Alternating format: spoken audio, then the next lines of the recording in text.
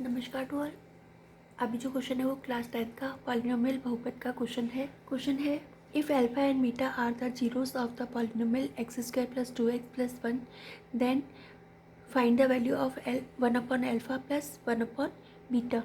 इसका सॉल्यूशन है, ये अपने को पॉलिनोमियल दे रखा है, इसका कंपेयर अपन a x square plus b x plus c से करेंगे। तो यहाँ पे एक्स स्क्वायर का जो कोफिशिएंट है, गुणांक है, वो यहाँ पे ए है और यहाँ पे 1 है। फिर एक्स का कोफिशिएंट, एक्स का गुणांक जो है वो यहाँ पे बी और यहाँ पे 2, तो बी की वैल्यू 2 हो जाएगी, सी की वैल्यू यहाँ पे 1 हो जाएगी। फिर सम ऑफ जीरोस जो होगा वो अल्फ़ा प्लस बीटा, उसकी वैल्यू होती है माइनस बी बाय ए। यहाँ पे बी की वैल्यू 2 दे रखी है और ए की वैल्यू 1 दे रखी है, तो ये हो जाएगा अल्फ़ा प्लस बीटा की वैल्यू -2 हो जाएगी। फिर प्रोडक्ट ऑफ जीरोस, तो product of zeros alpha beta, इसकी वैल्यू होती है सी बाय ए, सी की वैल्यू 1 दे रखी है और ए की वैल्यू भी 1 दे रखी है, तो 1 को 1 से डिवाइड करेंगे तो 1 आ जाएगा।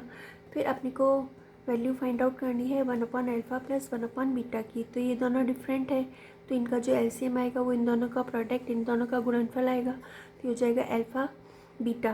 फिर अल्फ़ा बीटा को अल्फ़ा से डिवाइड करेंगे तो बीटा बचेगा, तो यहाँ पे आएगा बीटा प्लस अल्फ़ा, ठीक है, यहाँ पे बीटा आएगा, फिर ये प्लस का साइन। फिर अल्फ़ा बीटा को बीटा से डिवाइड करेंगे तो अल्फ़ा आएगा, अल्फ़ा को 1 से मल्टीप्लाई करेंगे तो अल्फ़ा, तो इसको चाहे बीटा प्लस अल्फ़ा लिखो या अल्फ़ा प्लस बीटा लिखो, कोई फ़र्क नहीं पड़ेगा, ठीक है।